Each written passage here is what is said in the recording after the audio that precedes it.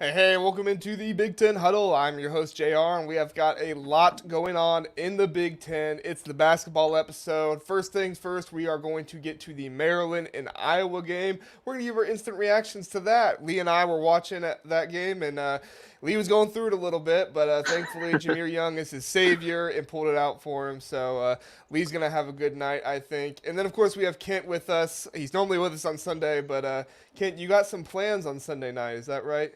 That's absolutely right. My Detroit Lions are playing in the NFC Championship for the first time since I was 5 years old.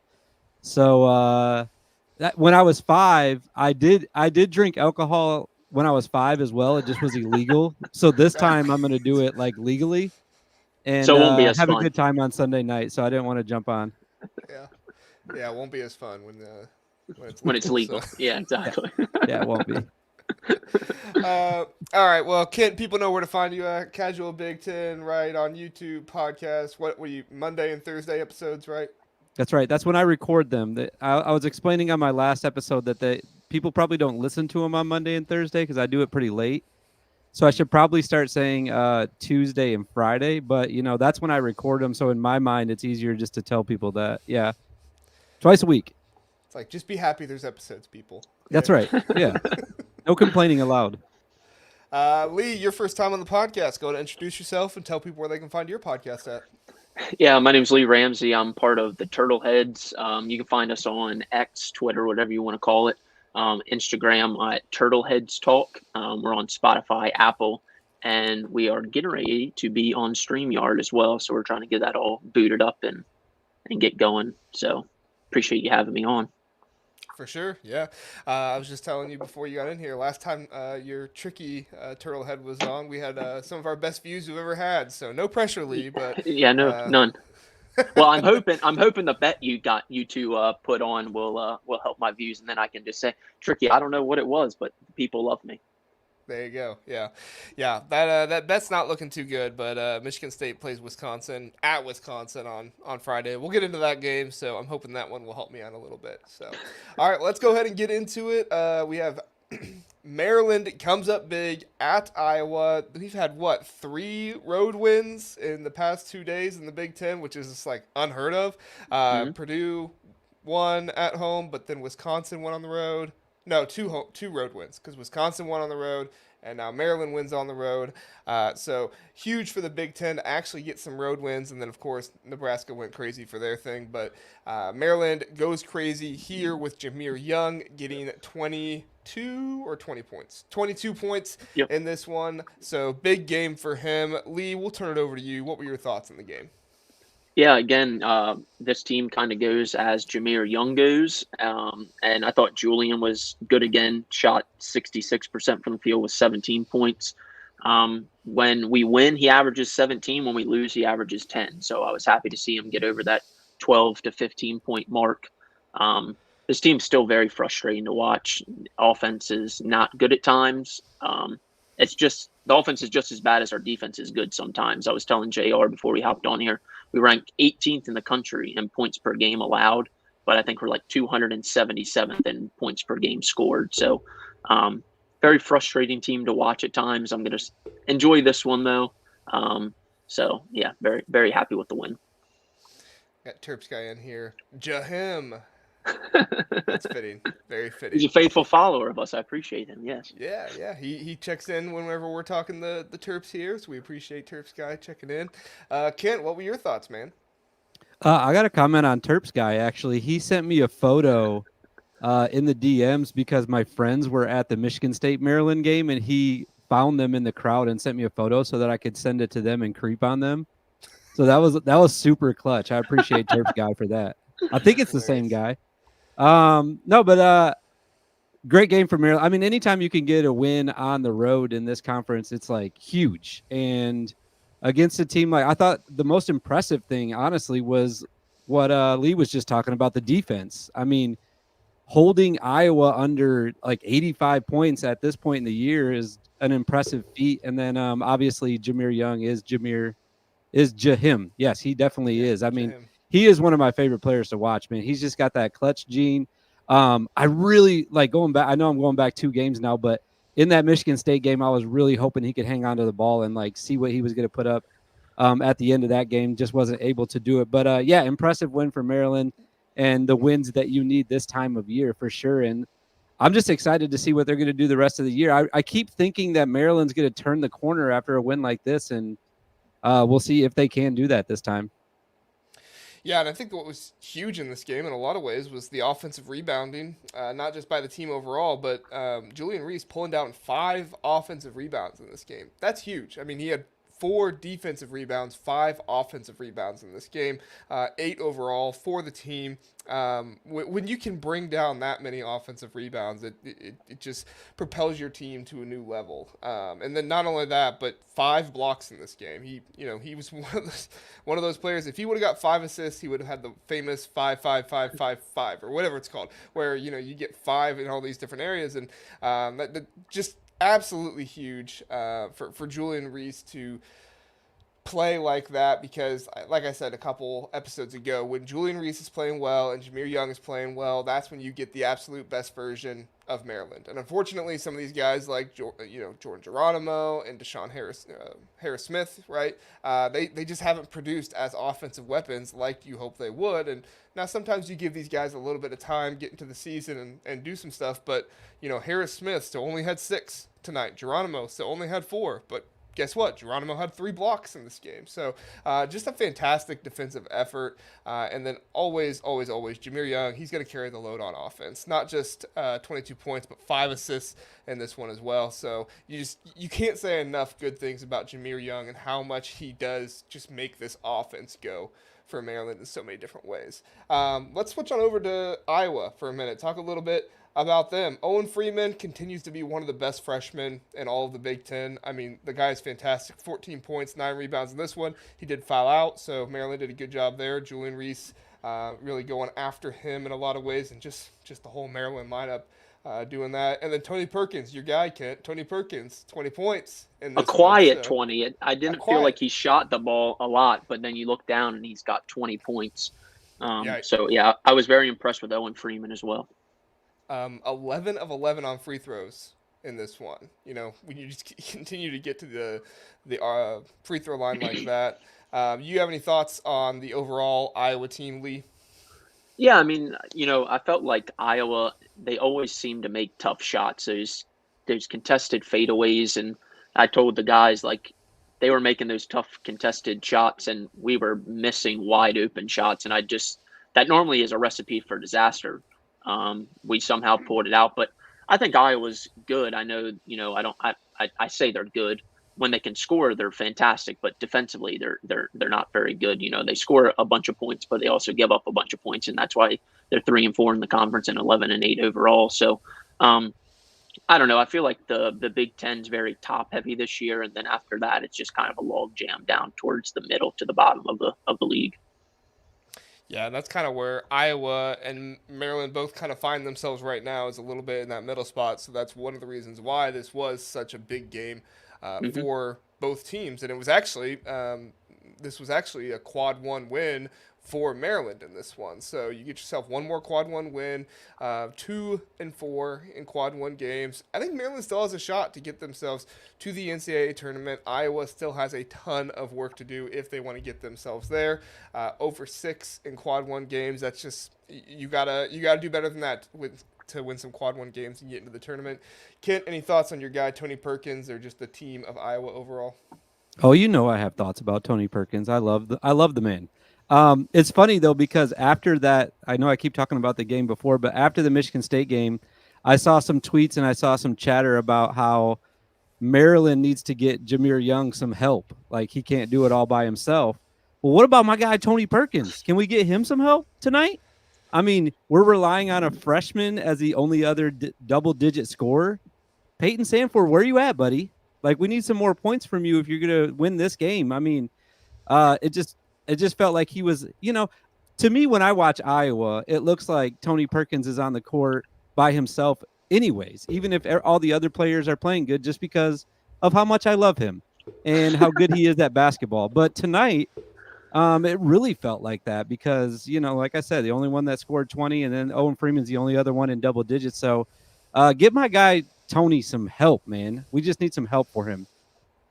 He did have a nice dunk though, right at the beginning of the game. Really nice dunk that I tweeted out.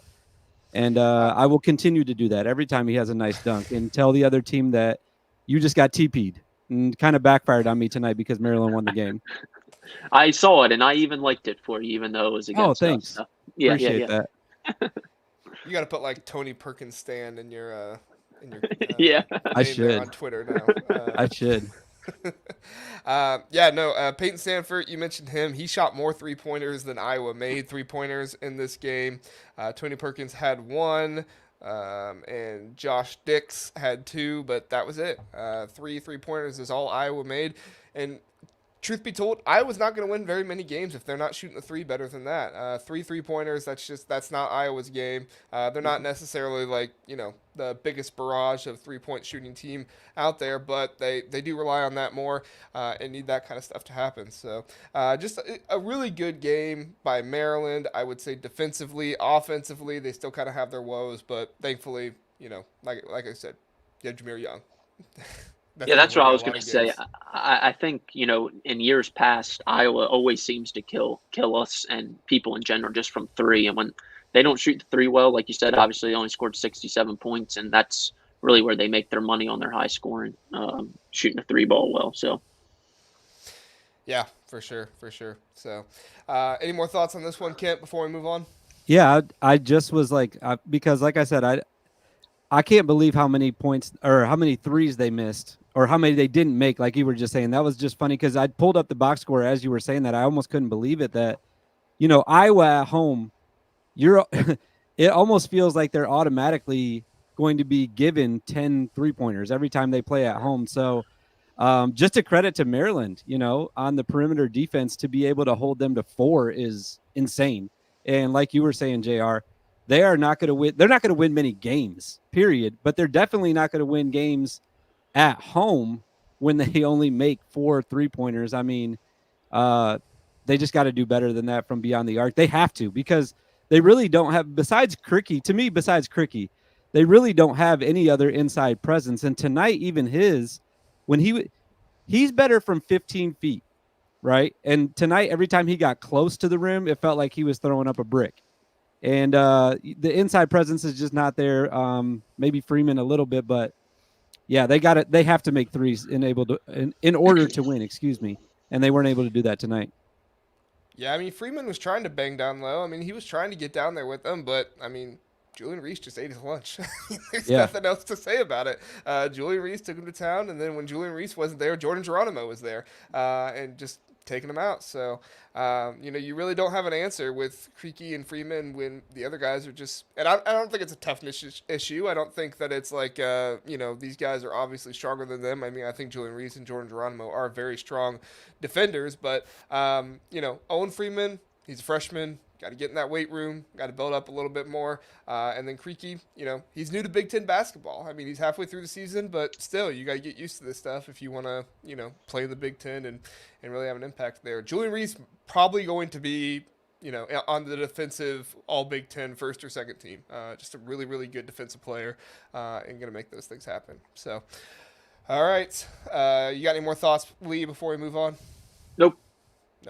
All right, let's go over to Wisconsin versus Minnesota. Wisconsin pulls away in this one barely. Minnesota had like 3 shots there at the end of the game. They had a free throw. The crazy missed dunk, put back your own shot, turned into a technical foul thing that happened for Wisconsin. That was a wild situation. I think it should be legal. I think, if you can hang on the rim long enough and pull yourself up and then hold one hand, grab the ball.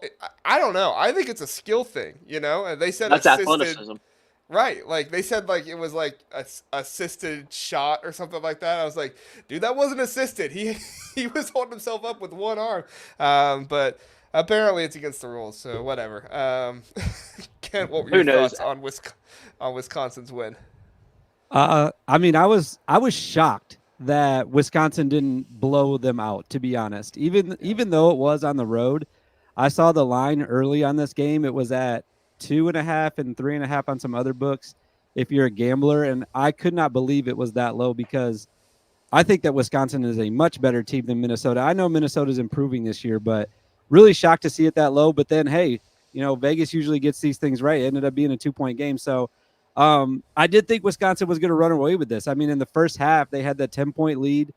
You and I, JR, we talked about Mike Mitchell Jr. either last week or the week before that having to be better. He knocked down a couple threes in this game. He was more involved in this game, at least for Minnesota.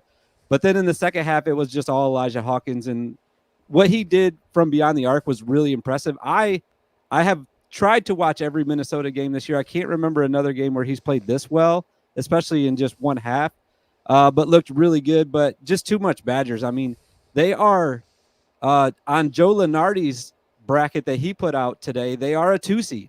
And I've been campaigning that I think that they could still get as high as a 1 seed. I really do think they can still with the rest of the season to go. They're just too balanced. They have too many guys that can do it on any given night. They had 9 guys that scored in this game, which is crazy. And then in a close game, you got to make your free throws, right? And they made 5 of their last 6 free throws in the last 4 minutes. So they just have those veteran guys that do the right things at the right times, and they have so many of them that it makes them really, really hard to beat. I will say, Minnesota, that last play by Mike Mitchell Jr., missing the free throw, getting it, and then almost baking it in at the end there. That was really impressive and unfortunate for him that it didn't go down. I want to know from you guys too. What do you guys think about them fouling up 3 there at the end? Go ahead, Lee. I look at it as a game by game. When Maryland's up by 3, I think they should foul, But then when I'm down 3, I'm like, man, that's a loser move to foul when you're up 3. So that's on a case by case basis for me. So I'll see what JR's got to say on it. It almost bit them though this game for Wisconsin. Yeah. They almost blew it because of that, which usually to me it seems like it always works. That's the first time I can remember. I mean, I'm sure it's not worked before, but usually when a guy tries to miss a free throw and then his team get the rebound or he get the rebound, it almost never happens. So to see it come that close was pretty crazy, actually. There was a guy who he missed the free throw on purpose, but the ref, what was it? It was a Big Ten team a week or 2 ago. I think it was in Rutgers. They called a lane violation. He threw it perfectly. Yeah. And then they called a lane violation on him. His foot was nowhere near over the free throw line, and then it hit the rim, came back to him, and then literally nobody was paying attention. No, I think it's smart. I hate it. I'm with Lee, where it's if my team does it, I'm like, good job, guys. Yeah. Keep strong work. Right. But then when somebody does it to me, I'm like, Bush League, come on, play with some pride, but that's all you can really do because there is literally no defense for it. The only thing you can do is make your first free throw, which you might not even do that, right. And then miss your next one on purpose and don't get a lane violation. So no, I think it's an overpowered move. For me, it's like the QB sneak in football right now. Or if you just need a yard, just go out there and get a fullback behind your quarterback and let them push them through the line. Because at the end of the day, it's so hard to accomplish. And yes, it almost did bite Wisconsin in the butt, but I mean it didn't because it doesn't normally do that. So. Yeah. Well, going back to the Rutgers lane violation, does anything shock you now as bad as Big Ten referees are? I mean, I don't watch a whole lot of, but I mean they are just atrocious. I mean, terrible. So that doesn't actually shock me that they called that. The only positivity I get is I watch another Big Ten game and I'm like, yes, they're terrible for you too. Yes. Thank you. It's right. Not just my team. If I pull my hair out for every game that I watch a little bit. Lee, what were your thoughts on the game? Just like Kent said, I mean, Wisconsin's so well balanced and they've got that the seniority, I guess you would say, to kind of know how to finish those games. And Minnesota, like you said, they're very much improved this year from last, but they still kind of lack that go-to guy. I would say Dawson Garcia could be that guy, but he scores 31 game and then he'll come out and score 5 or 6 the next. So they kind of just lack that go-to guy when they need a bucket. I haven't watched a whole lot of Wisconsin. I didn't catch much of this game, but they're good. I mean, they're probably the 1 or 2 teams in the Big Ten that could probably really challenge Purdue for a regular season championship and or the conference or the tournament championship. So very impressed by what I've seen with Wisconsin. I don't think Minnesota's all that good, although we did lose to them. But I think Wisconsin's the far better team out of the two. Like he said, I was shocked they only won by 2. Yeah. I have two thoughts on this game, and one of them is very pro Wisconsin, and one of them is very haterish of Wisconsin. So buckle up, Wisconsin fans, if you're listening to this. I'll start with my hater take first. My hater take is that Minnesota lost this game more than Wisconsin won this game. Minnesota went 5 for 13 from the free throw line, and I feel like they matched Wisconsin in nearly every area. They had one more assist than them. They had one less rebound than them. They had more offensive rebounds than Wisconsin. I mean, just anywhere you look at the statistics, like basically everything was the same. Minnesota shot a little bit worse from the field than Wisconsin did, but they kept up with Wisconsin this entire game.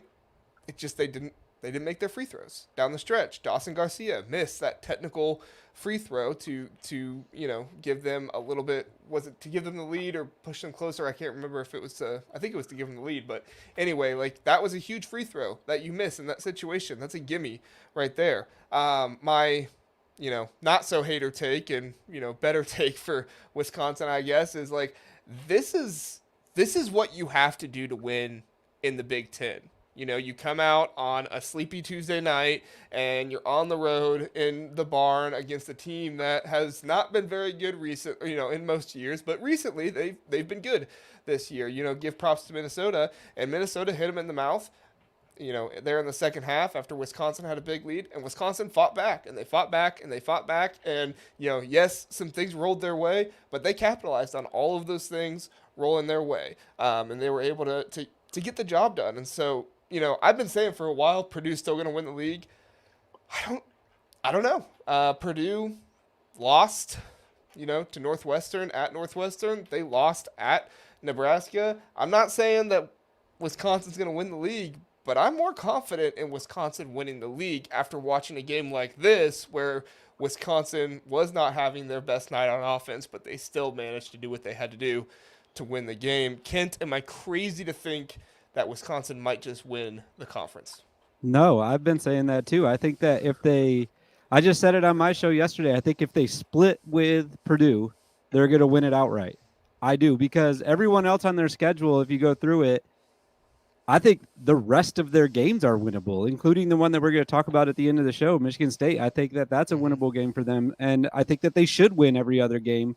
So if they can beat Purdue at home, which I believe is where they're playing first out of the two games. And then the last game of the season is at Purdue, but that one might not matter at that point, because I think that especially if they win that first one, obviously, like I said, if they split with them, I think that they can win it outright. I'm right with you on that, JR. I've been saying that for a few weeks now. I think that they can do it just because of their schedule, because of how good they are. I don't think that I do want to say this and be clear about this. I think that Purdue is a better team than them.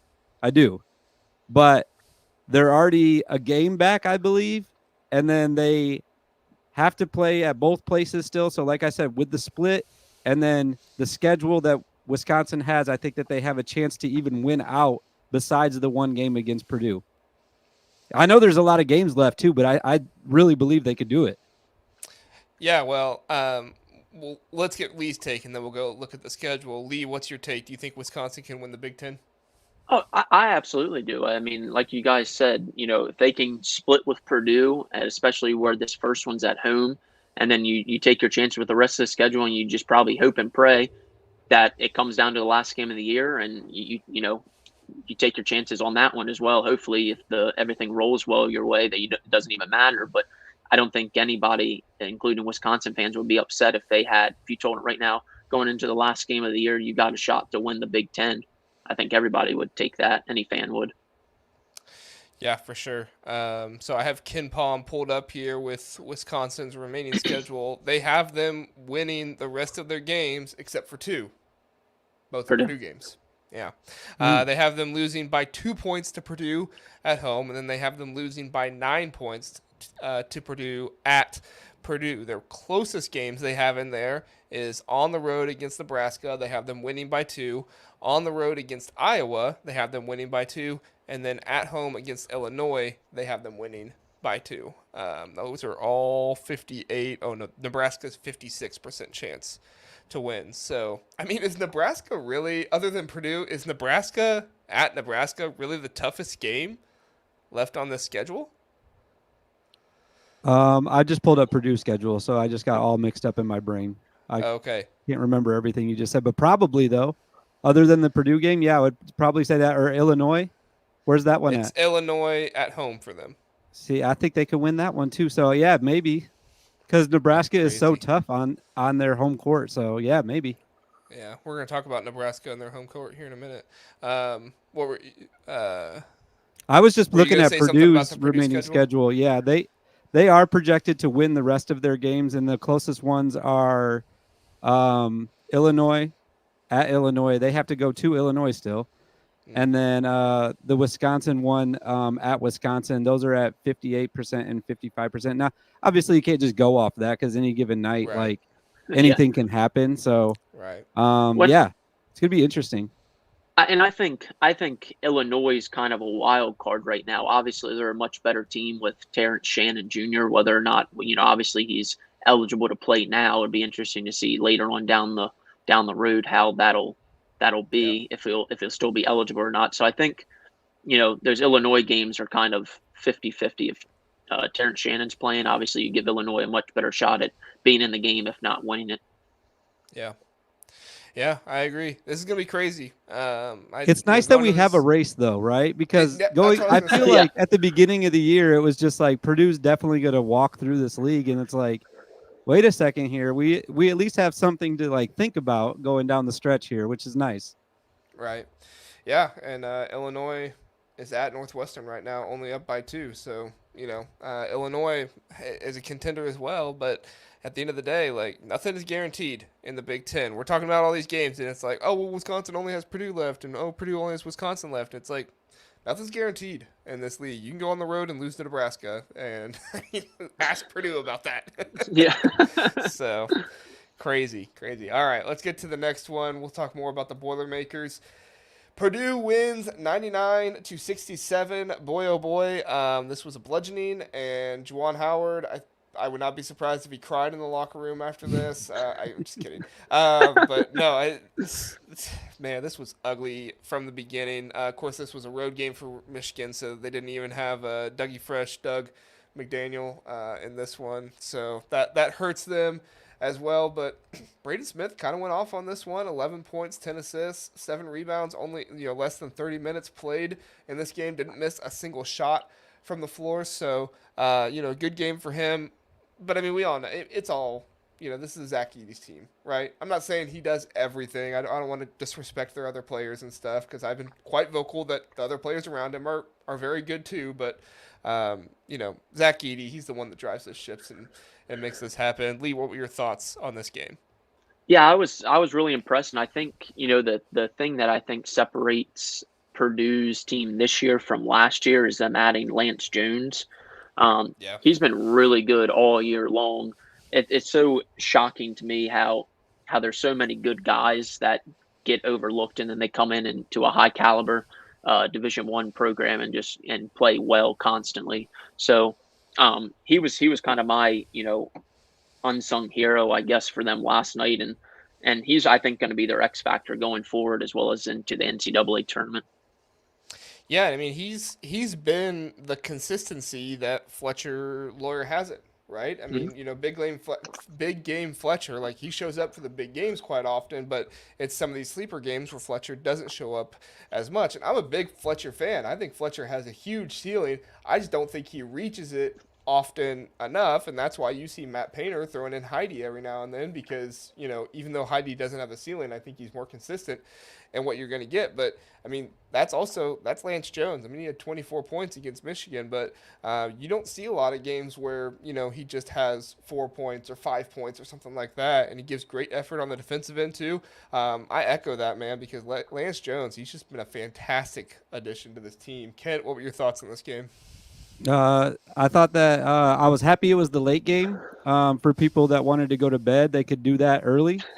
Halftime was the time to stop watching this game. I mean, it was well in hand at that point. In fact, I wrote this down. With 9 minutes to go, all the I say scrubs. I mean that lightly. All the bench players for Purdue came in, and Purdue already had 79 points at that point in the game with 9 minutes left in the game, and they didn't stop. I mean, they scored 20 more points after that. Even the bench players wanted to get theirs, and they could. Michigan finally unloaded their bench with like 3 or 4 minutes to go, but obviously it was too late.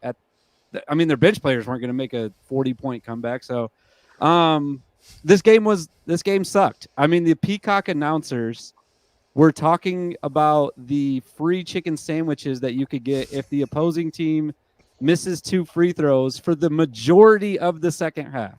I mean, I'm almost exclusively the last 5 minutes. That's all they talked about. Because there was nothing to talk about with the game anymore. Like Lee said, Lance Jones he is the difference maker for them. Absolutely. He is their X factor. Just made play after play. He had 2 plays in the first half where he stripped backup point guard. I'm going to call him Jalen Llewellyn for Michigan. Yeah. And I think on one of them they scored, and on the other one Llewellyn fouled him, so he was able to shoot free throws. It was just ugly. Really, really, really ugly for Michigan.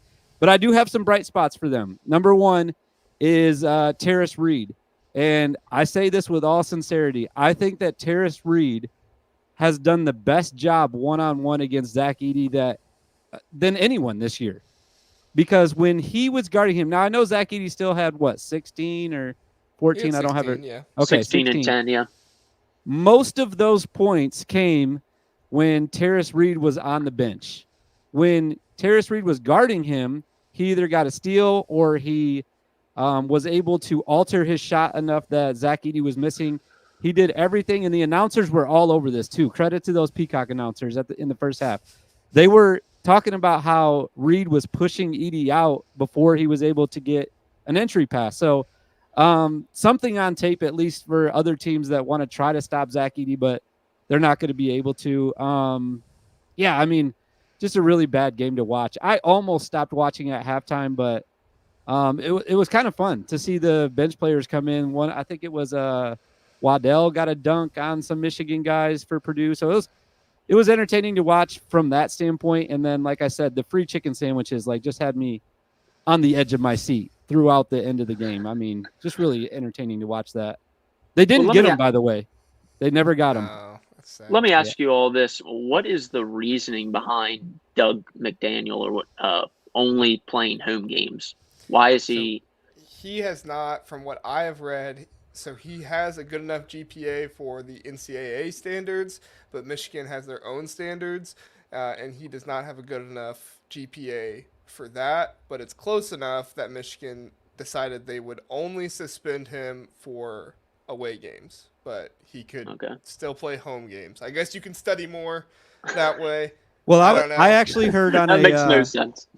I was listening to Stu Douglas's podcast 2 days ago, and he said that there is one professor that has allowed him to either make up the work or catch up on the work, and the idea is that he's staying back from the away games to work on stuff for that professor. There's also definitely something we don't know about. That's definitely what's happening. 100%. Nobody wants to say that, though, because they're just throwing a claim out there that they don't have any evidence for. But, you've seen other things happen at Michigan that have gotten welcome to Michigan. Yeah, exactly. Yeah, I know. So,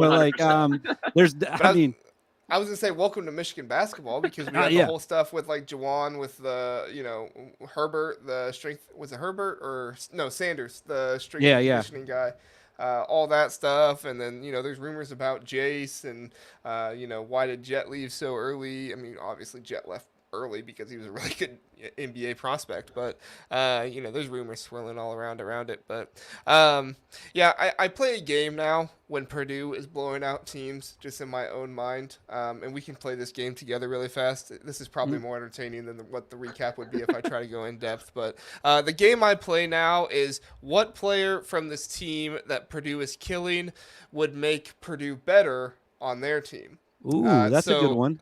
Olivier Nkamwa, however you say his name, I hear it Kimwa. every single game, and I still can't say it.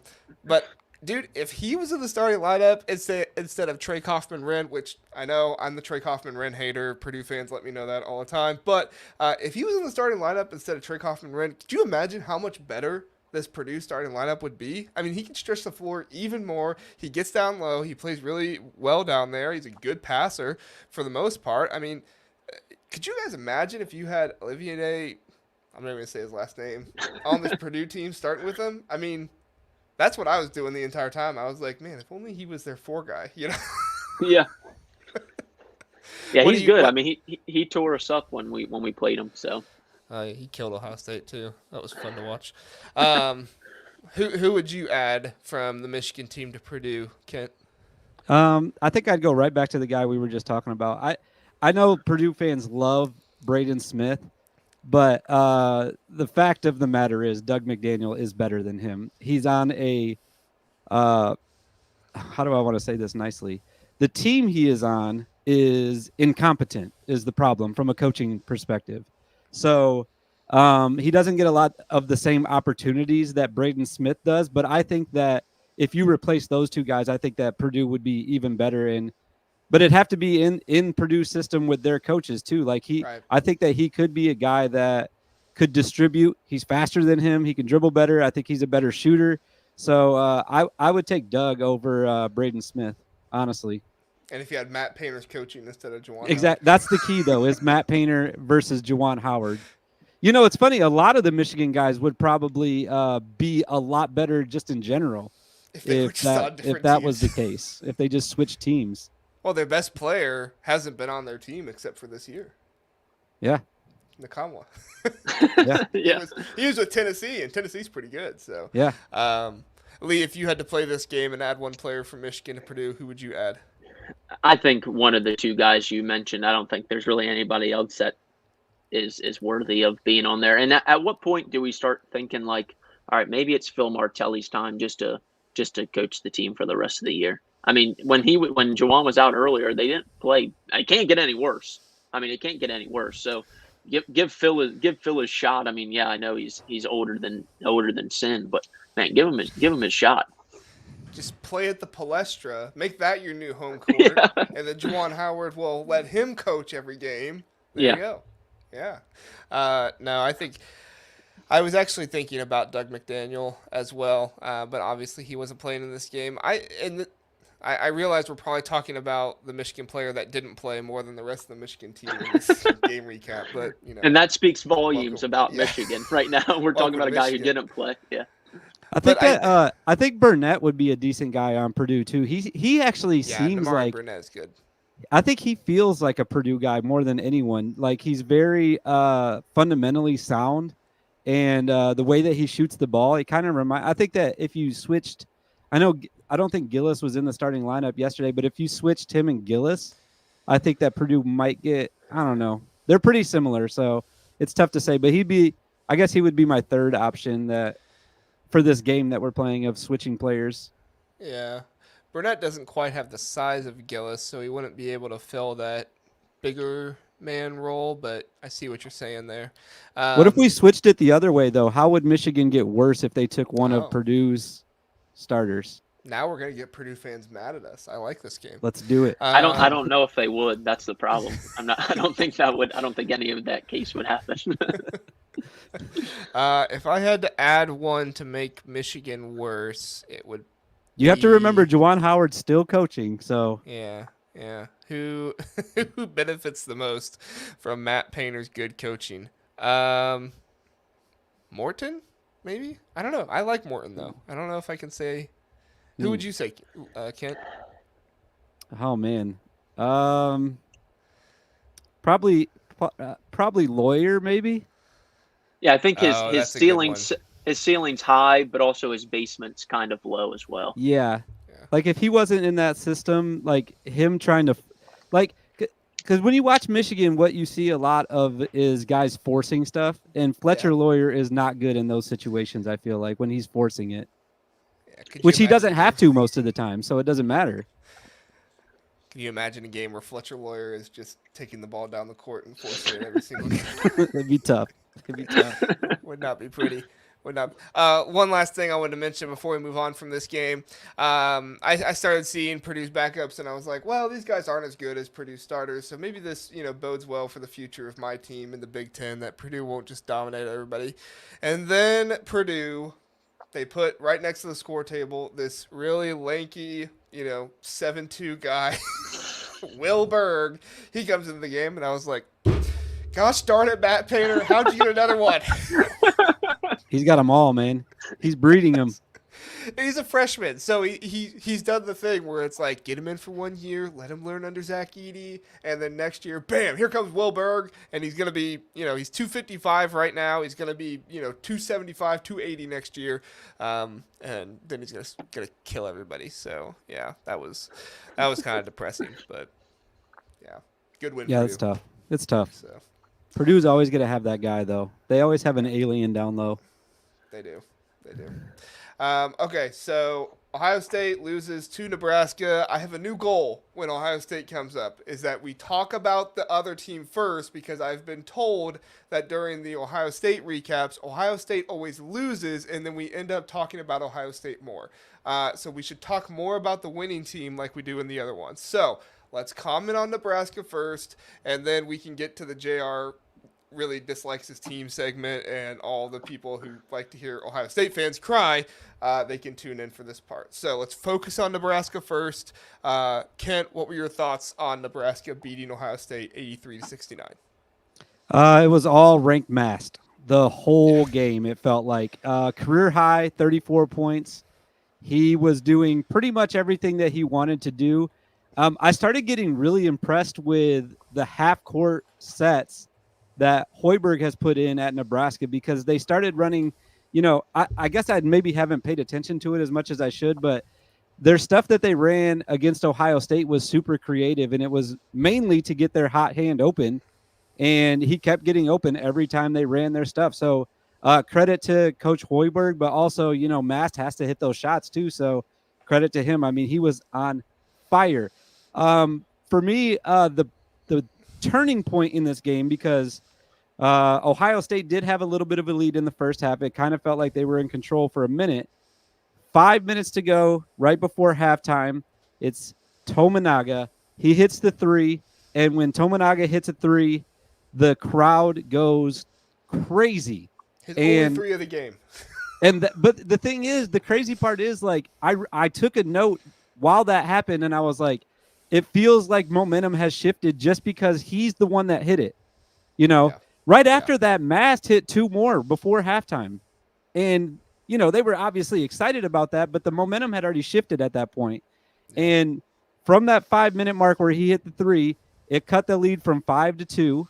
And they didn't even get the lead off of that. But just the momentum that they got, they were able to take a 8-point halftime lead right after that happened. So, just too much in the second half. Like I said, Mast looked like he just could not miss a shot.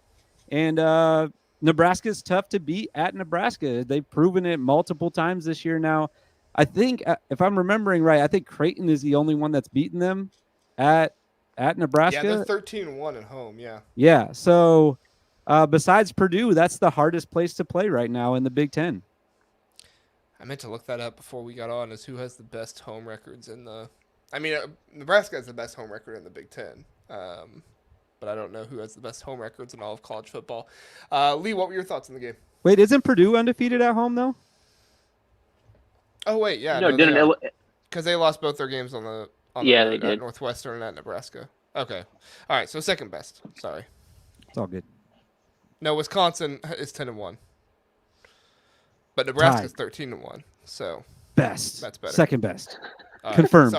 Sorry, Lee. I'm taking up your time. Go ahead. No, good. No worries. Yeah, I know CJ Wilcher wasn't listed as a starter, but I mean, he played 30 minutes in this game and had 16 points. So, and like Kent was saying, anytime Tominaga seems to hit a shot, just everybody in the place just goes crazy. And I don't know if they're shocked, which I don't know why they are shocked, because he tends to always seem to hit a big shot. Like, when it comes down to it, I'm sure he's probably the guy that Nebraska probably wants taking a shot. But like Kent said, Mass was just crazy. 13 for 17 from the field, 6 for 8 from 3.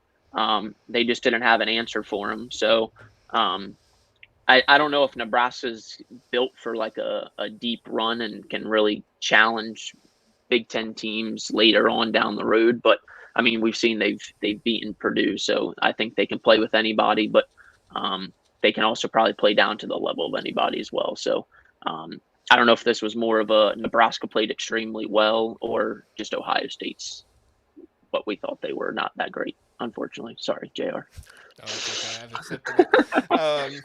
Now I'll comment on Nebraska, and then we'll get to my Ohio State woes. I was really, really impressed with C.J. Wilcher. I've seen some of his numbers and stuff like that over the past few games, but he's been good, but he hasn't like popped to me in the games as much recently. But in this game, he popped really, really big. Him and Ranked Mass just seem to be those two guys with the presence that were able to make everything happen for them. And credit to Ranked Mass, they kept doing that thing where they passed the big man up, at the top of the key, and a few times they backed off of him, and he just shot it and made it. And then there was another time or two where he was literally like probably 2 or 3 steps back from the, not Steph Curry range, but 2 or 3 steps back from the 3-point line, and he still just takes it and makes it. So, I mean, I don't know, like part of me is upset with the Ohio State defense on that, but then the other part of me is like, how do you defend that? If the guy is just going to catch the ball and pull up from a 2 or 3 steps back from the 3-point line, like, I mean, at a certain point, you can't just be up on a guy the entire time. So, Mast, he was just ridiculous in this one. And C.J. Wilcher, they were talking about it on the broadcast. He really does have such a pretty jump shot. The way he's able to elevate and come back down and really flick the wrist with it. And it looks really, really nice, and it goes in most of the time too. So it looks really, really nice. And I think that he is a really nice piece, kind of an underrated piece to this Nebraska team and what they're able to do. Did we talk enough about Nebraska? Can we talk about Ohio State now? I will say one more thing about Nebraska. I think Okay, Bryce Williams needs to be more consistent. There was a moment in the game yesterday where he had what looked like I'll just say a temper tantrum for no reason really, other than like they were on a fast break and he threw it away and lost his mind over it. And you just can't do that in basketball. There's so many plays. You just have to move on to the next thing. And I don't know. I just sometimes pick up on some of those social cues from guys when they're in games. And it just feels like, if he just took a deep breath every once in a while, because he's shown flashes where he can go on, he can be super streaky. I remember one game, I can't remember who they were playing exactly, but he had 17 points in the first half of a game this year. And then the second half he had 2. So if he could even that out a little bit and just be a little bit more consistent and trust his teammates, maybe. I don't know what the issue is. I don't want to say he doesn't trust his teammates. I'm sure he does. But if there was some more consistency from Bryce, then I think that it would bode well for the Cornhuskers overall going forward.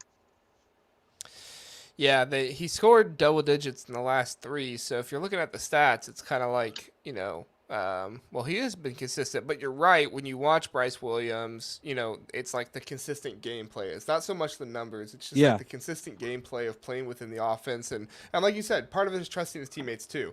He might very well trust his teammates, but it doesn't always look like he does when he plays. So yeah. Lee, you have any more thoughts on Nebraska before we move on? No, I was going to comment on Bryce Williams as well, but Ken already hit it. So nailed it. We were actually just trying to keep talking about Nebraska so we could skip the Ohio State part. I understand that. Well, we have a comment here, so we're going to get to it eventually. Fisherman, fire Holtman. This is the battle cry of Ohio State fans right now. He also says there's 2 teams that haven't won a road game yet in the league. Ooh, yes, that's a good trivia. Hold on, let me think of this. One of them is Ohio State. Who do you think the other one is? I have it right here, but I'll let you guys guess. I'm going to look at the rankings. I'm not cheating. I'm just going to look at the rankings so I have all the teams pulled up. Is it Indiana? No, Indiana's 1-3. Dang it. That was my guess. Your turn to guess. Go back and forth. We'll eventually get it right. Yeah. I'm gonna go Penn State. Got it. Oh, Yeah. that was a smarter guess. Yeah. Yes, Penn State is 0-4, just like Ohio State. They are 0-4 in this one. So thanks for pointing that out, Fisherman. Yeah, Kick him it's while not he's been. down, right? Yeah. No. Hey, Fisherman looks like he's an Ohio State fan. Yeah. Nice. Yeah. No. I've been vocal about this. I like Chris Holtman, like, personally. I think that he is like probably like a really good dude, and he came on our channel and gave us an interview, and I really appreciate that. But for whatever reason, like, his teams just, they press so hard at the end of the games, and when other teams go on a run, they look like they get so down on themselves. I give credit to Ohio State. They fixed the shooting issues for themselves in this game. They didn't shoot as poorly from 3-point land, but it was the other team that they apparently Not think.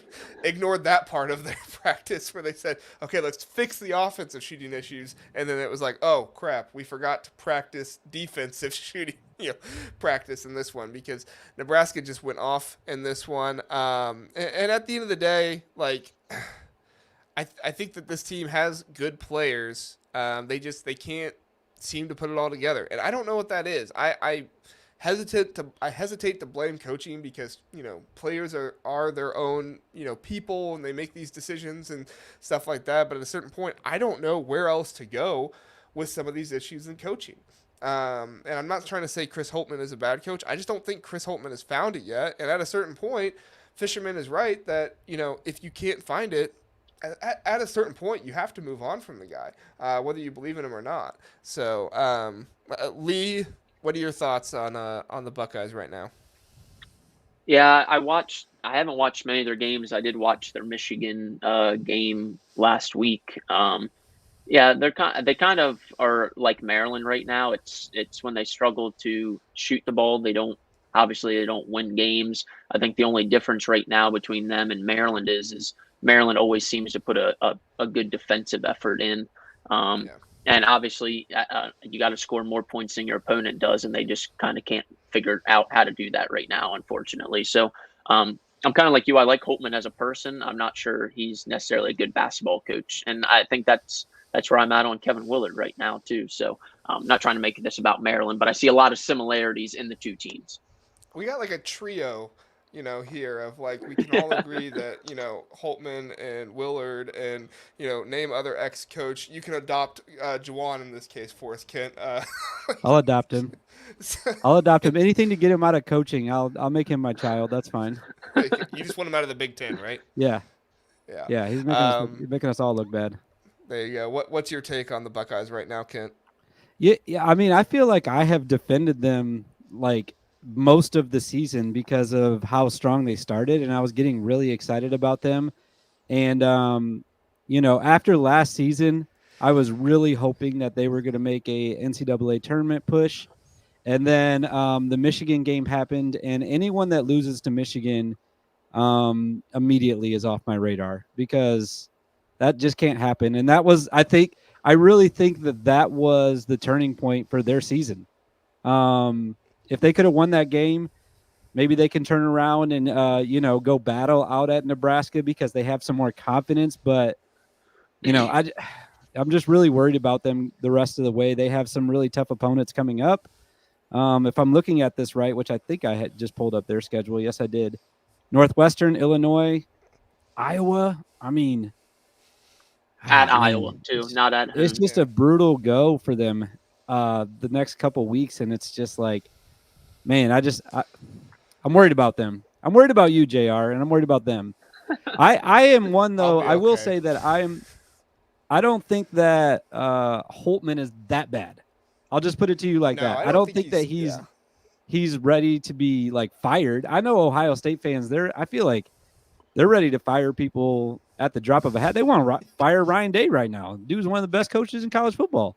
So I'll tell you who is ready to fire somebody. Tricky's probably ready to fire Chris Holtman. He is a big proponent for firing. So really, yeah. Oh, dude, drop of a hat. Tricky would probably fire Harbaugh from the Chargers right now. Hasn't even played a game fire there yet. Lee from the podcast. He would. Said something wrong. He would. He's threatened to fire Jordan. He's threatened to fire Jordan on air. I don't know. I love it. No, I I, think this is I just just don't know my who's take. coming Oh, in go after ahead. that, though. If you fire him, who's coming Yeah, in after that's the that, hard Jr.? part. Who do you I don't want to know. be Ohio State's coach? Dusty May. That'd be good. That That'd be would be pretty good. good. I think he's probably Indiana bound though after Mike Woodson gets the boot though because he's from Man, is Indiana. everyone getting fired this year? Well, I think Mike Woodson's probably a year away, but if he keeps his team going the way he is, it'll probably happen eventually. Fishman also said Ohio State last road win was at Northwestern. That's where they play next. That's right. The Ohio State has not gotten a road win in over a year. Their last Shoo. road win was New Year's Day of last year. To be So fair, they don't play year round, though. I mean, yeah, you know, that's true. we That's true. wish they did, but they don't. Look at January record for OSU. It's bad. Yes, I tweeted that out after the Michigan loss. January has not been. I think Holtman's had 2 seasons where he's had a winning record in January. The other But ones why have do been like people think? 1 or I'm just 2. curious. Why do people think he's so bad? Like Well, the three coaches we've talked about right now, like Juwan Howard is clearly not an X's and O's coach. Kevin Willard is clearly a jerk. And Chris Holtman, I just feel like people are just mad because he's not, getting as many wins as they would like. But I don't feel like he's a bad basketball coach. I don't I know. think I think honestly, I think a part of this plays into football rules everything with Ohio State. And so when football isn't doing as well, it's like there's like a cloud over everything with Ohio State. And I know certain Big Ten teams will be like, "Oh wow, Ohio State fell off. They've won 11 games the past 3 years." Right? It's like, Hi, how it's me. how spoiled are you? And it's like, yeah, I get that, and to a certain extent, yes, we are very spoiled to think that 11 win seasons are falling off. But that's just the way that Ohio State fans look at things, and Ohio State fans look for something, with an ounce of positivity elsewhere in the school. And yes, that's exactly what I was going to bring up next. Fisherman Oral Roberts loss, now struggling is why. The Oral Roberts loss, I don't think Chris Holtman will ever live down that Oral Roberts loss. Now, I personally look at that and I say, Oral Roberts shot amazing in that game, and Max Asmus was, really freaking good. And Dwayne Washington had like one of his worst games of his career there. So I personally don't hold that against Holtman as much. I look at it as Ohio State should be a tournament team every single year, or at least in contention for the tournament every single year. That's And fair. in the past, Ohio State has fired their last 3 head coaches when they've missed the tournament 2 years in a row. And so that's kind of what the precedent has been set at. And I feel like if you set a precedent, that's kind of what you have to go with. And so, don't get me wrong. I'm not one of those people that I root against the coach. I hope Chris Holtman does figure it out because I think he can be a good coach. He does a good job of acquiring talent. He just doesn't always know how to put it together sometimes. The Oral Roberts loss cannot hold that much weight, though, because if we fired coaches every single time there was a bad NCAA tournament loss, then Purdue would have a new coach every year. Yes, we got it in. Yes. Please, happy about that. Well, I want to say this. Like you said, like you don't think Holtman's a bad X and O's guy, but what do we kind of gauge coaches on? How many times they win versus how many times they lose. You know what I mean? Yeah. Like if the guy's not producing, then it's time. But going back to the Oral Robert loss, I mean, like look at what Abe Smith is doing now. He's the leading active Division I scorer, and he's killing it. Where's he at now? Texas, I think it is. Yeah. So I mean, Texas. he's a good player, but yeah, I mean it's a bad loss. But I feel like every team's had a bad loss in the NCAA tournament. You know what I mean? So right, and I think the biggest thing with it was like Ohio State. Like I said, they should be a tournament team or at least in contention of the tournament every single year. But Ohio State is one of those teams where they kind of pop up and they have a 2 seed or a 3 seed. And it's like, oh, yeah, this is our year. We can kind of have a deeper run in the tournament. And just so much of those hopes were smashed. And we've never gotten back to that point where we are a 2 seed or a 3 seed or something like that. Yeah, and quite honestly, the other piece of this is like, and I'm not trying to dog Ohio State fans here, especially not Fisherman. I'm sure Fisherman is very plugged in with all of college basketball, but a lot of Ohio State fans don't really watch college basketball outside of Ohio State. Probably don't even watch very much Big Ten basketball because they they care so much more about football that it's like, oh, if Ohio State's on, I'll watch it. But so when Ohio State loses to Nebraska, who is a very good team at home, they say, oh my gosh, we just lost to Nebraska. That's one of the worst teams in the Big Ten. It's like, no, they're actually, top 4 or 5 in the Big Ten this year, probably, maybe even 6. But that's not the way Ohio State fans look at it. They say, well, we just got blown out by Nebraska. Nebraska sucks. It's like, well, no, they don't. Yeah, Nebraska's not the old Nebraska anymore. Yeah. Right. So, that's a part of it too. I'm not trying to say Ohio State fans are stupid or anything like that. I just don't think they pay as much attention to it. Fisherman, I watch, but I'm more of a wrestling fan. Well, there you go. Ohio State wrestling, much better than basketball. So one thing I've learned from doing this whole, covering, if you want to call it covering the Big Ten, is that 90% of the people don't know what they're talking about. And I'm one of them, by the way. I include myself in that group. It's just, it's really difficult to have, any sort of discourse at all with people when the love for their team is so connected to the things that are coming out of their mouth. Sometimes it makes it really difficult. But hey, you guys don't like Holtman, get rid of him. And like I said, find somebody else that you think is going to do better. It's tough to win in the Big Ten period. So, those Matt Painters or whoever you want to compare him to, Tom Izzo, whoever else you think is good in this league, they're not just growing on trees out there, man. It's going to be hard to find a better coach, I think. Yeah, no, I agree. And that's where my fear is like, I always go back to, yes, we can say fire a guy, but we also have to think about who's that next guy. And of course, it's probably Aaron Kraft. I would bring in Aaron Kraft to coach the team because, he hasn't been around that program enough, I don't think, over the years, Yeah.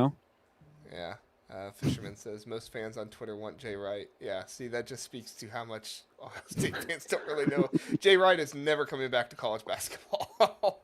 And that was the last guy who beat Holtman in the tournament too, I think, because that was Villanova when they were the 2 seed, and Ohio State beat, who was it, VCU or something like that,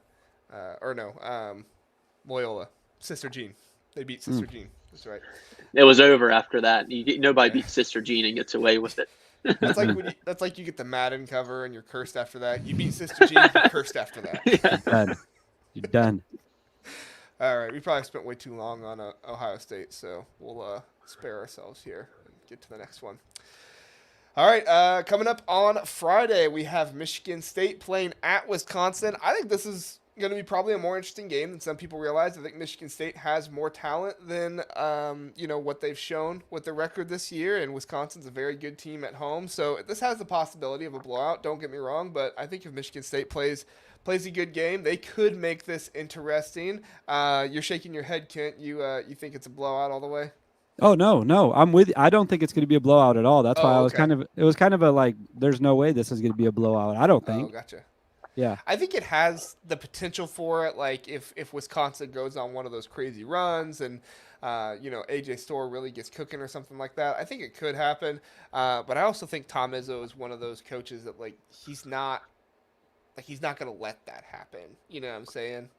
He's been close in basically every single game this season. So Lee, going into it, what are your thoughts on Michigan State at Wisconsin?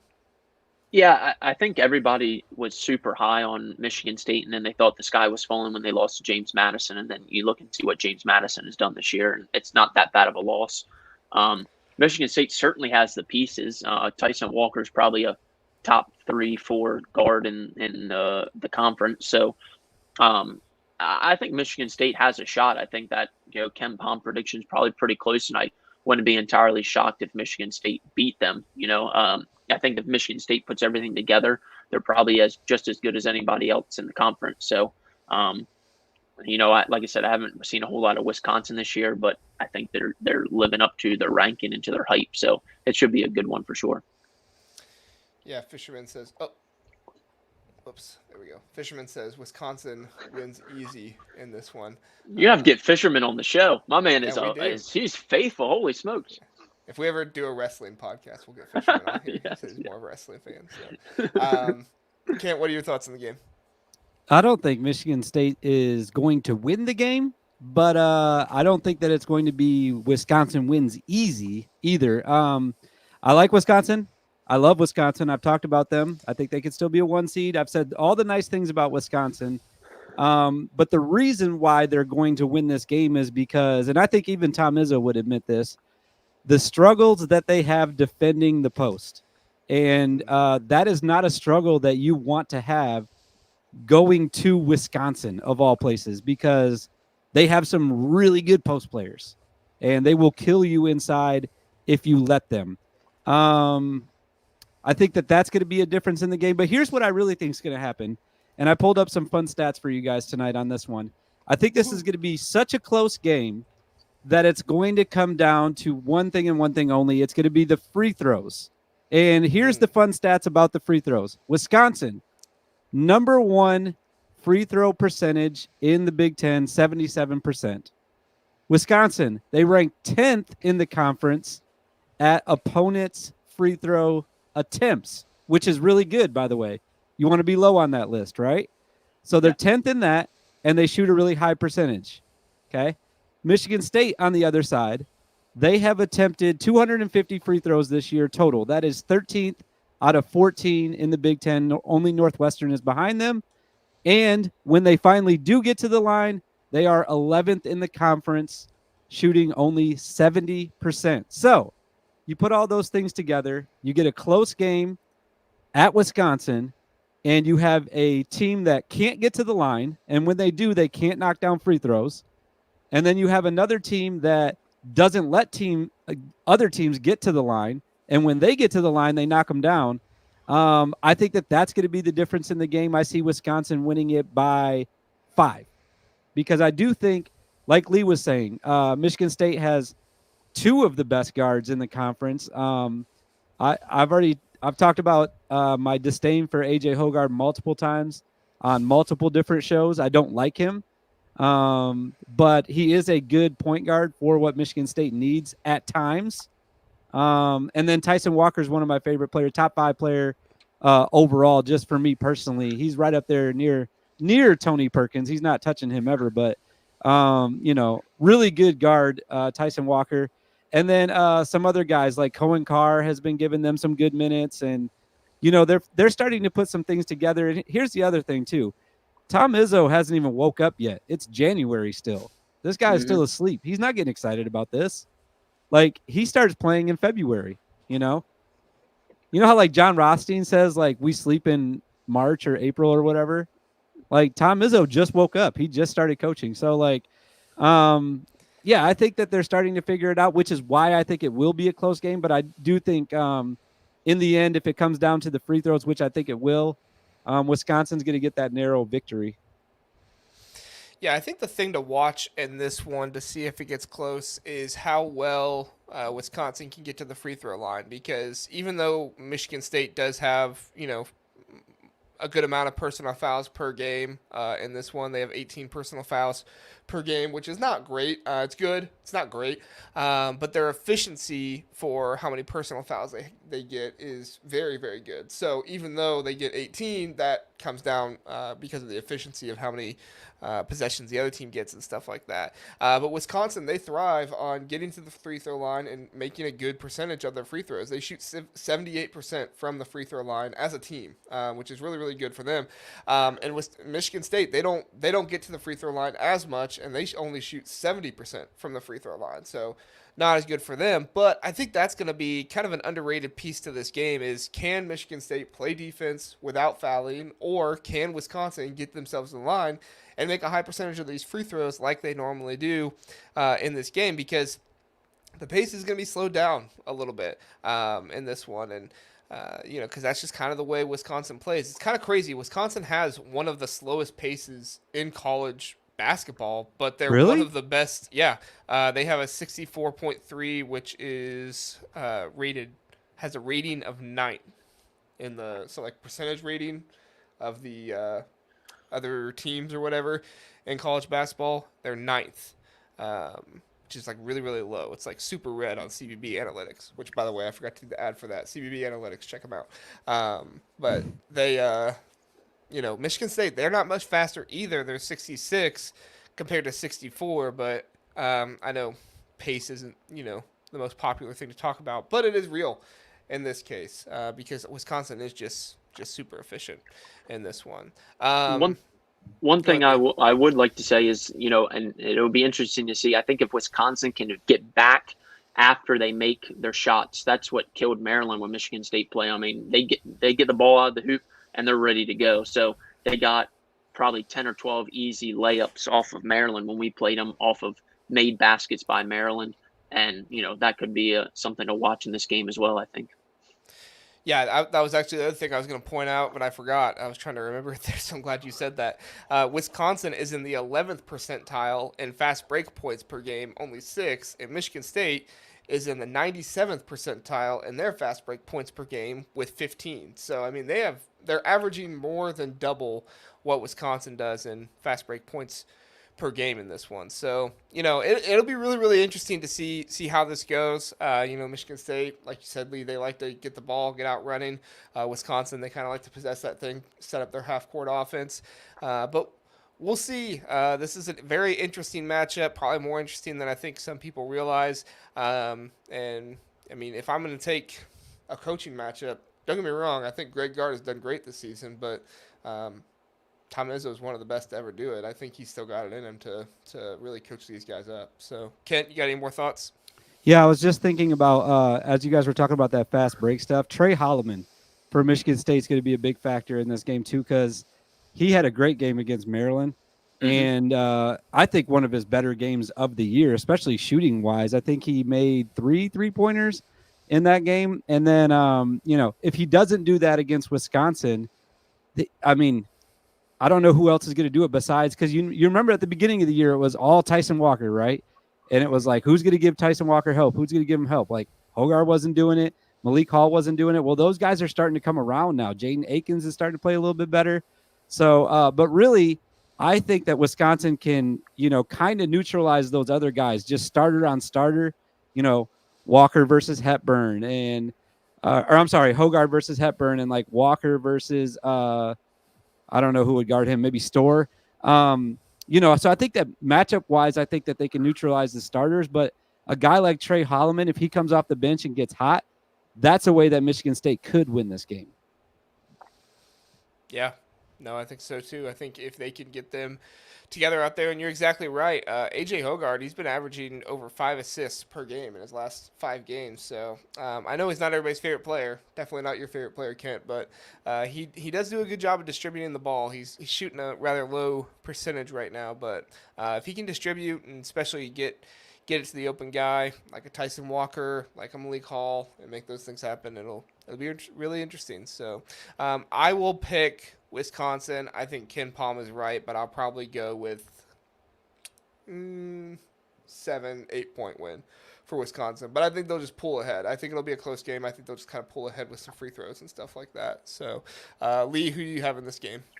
Yeah, I like Wisconsin in this, but like I said, I wouldn't be entirely shocked if Michigan State potentially pulled it off. But I think, 5's probably close, but I agree. I think towards the end it could get into foul or free throws, and Wisconsin might win the game by 7, 8, maybe even 10, depending on if they're fouling or not. Right, and that's kind of like the death sentence if you're against Wisconsin. That's how they're able to win some of these games at the end of it. If you just start fouling Wisconsin, like I said, they have really good free throw percentage, and they can make free throws really well. So, right, I forgot to mention this too. I'm sorry, Connor Esigian liked one of my tweets the other night. So so we're friends now, and I think we're hanging out soon. He hasn't messaged me or anything yet. Gotcha. But I think, usually you like somebody's tweet and then a hangout happens soon after that, right? Is that how that goes? On Instagram, if you like the girl's tweet last 3 posts, then that's the DM's definitely coming. The DM's definitly coming for sure. My wife watches a lot of those Love Island shows or whatever, and so unfortunately I have to sit there and the one girl was like, he liked my last 3 posts, so that means the DMs are open. And so I think that's the same thing with Connor Esigian here. That's probably him saying he wants to come on your show, Kent. Probably. I'd love to have him on. The thing is, last time I was on, I was talking about how I was in Coleman Hawkins' DM. So I can't come on the show every time and just be like, I'm pulling up in every college basketball player's You're starting DMs. to I sound gotta thirsty. keep You're it to starting a to sound minimum. thirsty. Yeah. What's that? You're starting to sound thirsty, like you're trying to get in everybody's Yeah, exactly. DM. So that's why I didn't want to DM Connor and be like, hey man, appreciate the like, dude. Let's get you on the show. Like it just seems like a little bit much. I will say the one guy that I have messaged for real though, like back and forth, is my guy Parker Fox from Minnesota. That's my dude. Oh, really? I love him. Yeah. He was having a good game against Wisconsin. He was. He tried to dunk from like the free throw line at one point. It was hilarious. I was gonna message him that night about it, but they lost, so I didn't feel like that was appropriate.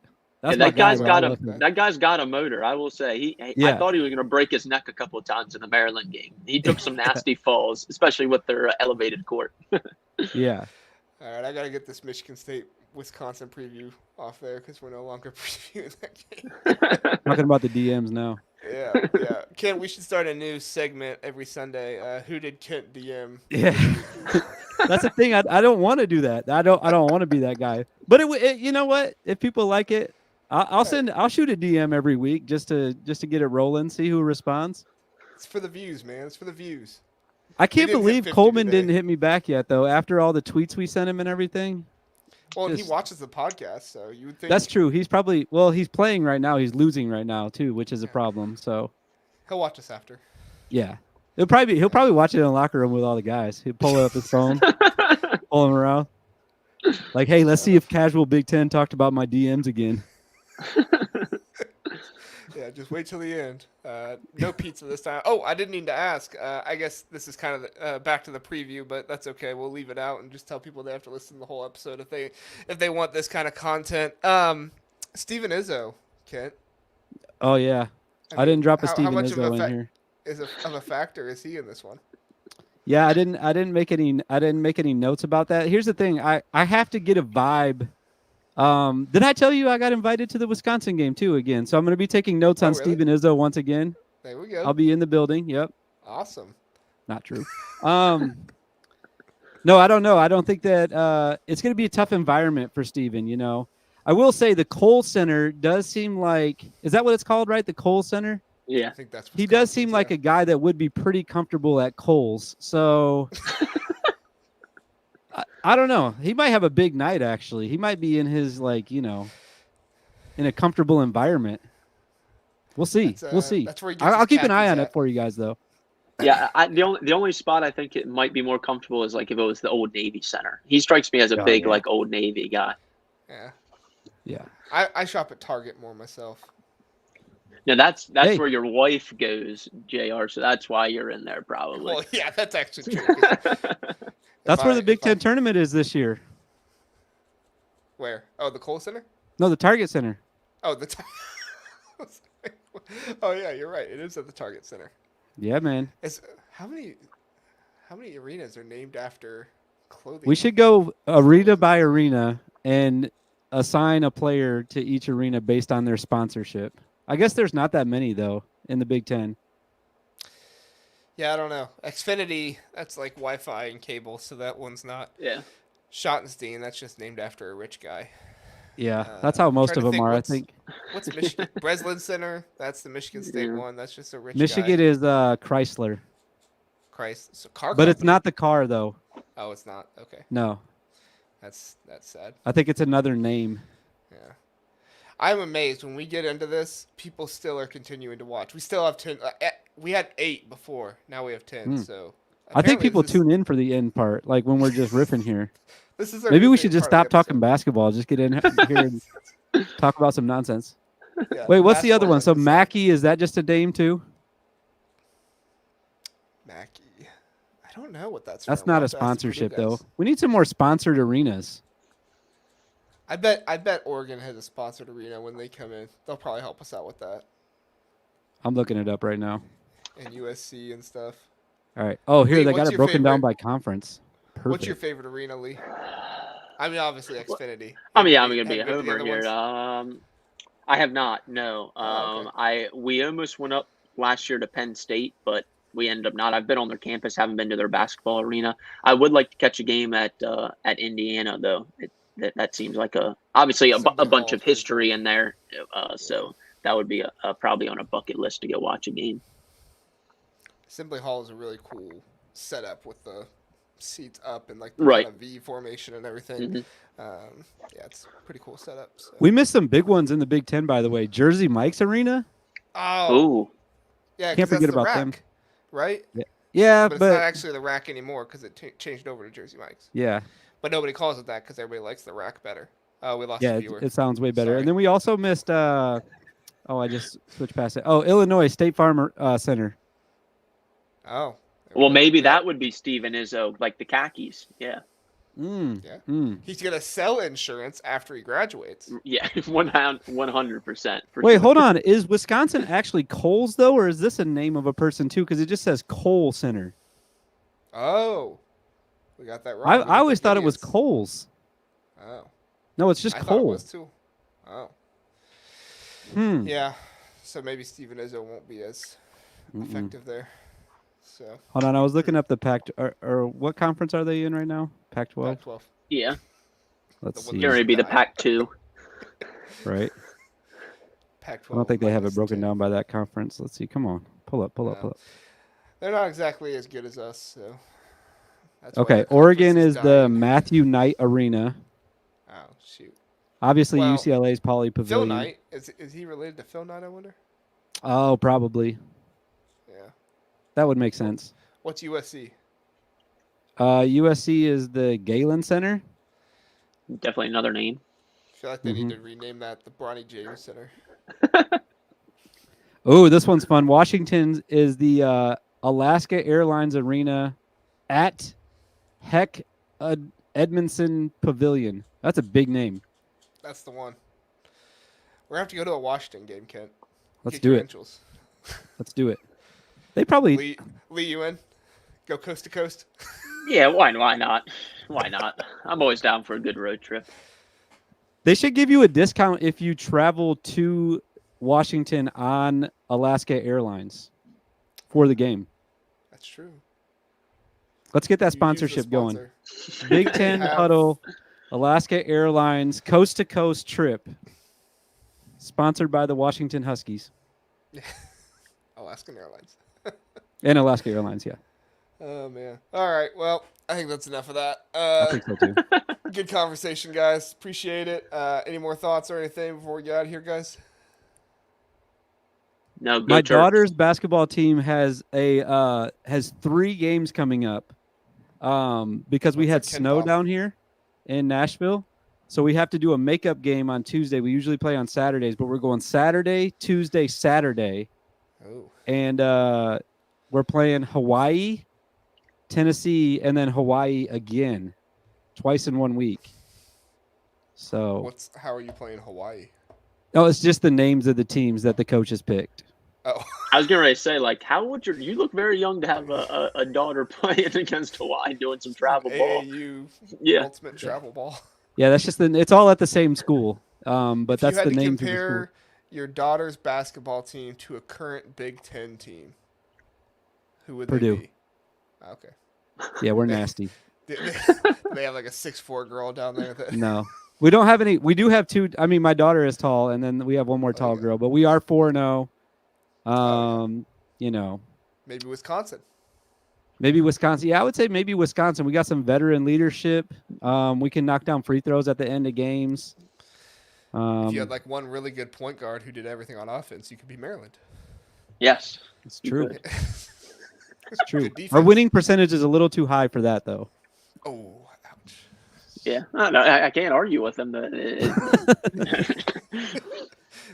If you No, have a but 3 coach games in that- 7 days, though, that's going to be wild. That's though. grueling. That's grueling. Yeah, I coach her team, by the way. I don't know if you could tell by all the information. Well, I was giving gonna you. say, if the coach everybody wants fired for kind of reasons that not everybody else knows, you could be Ohio State.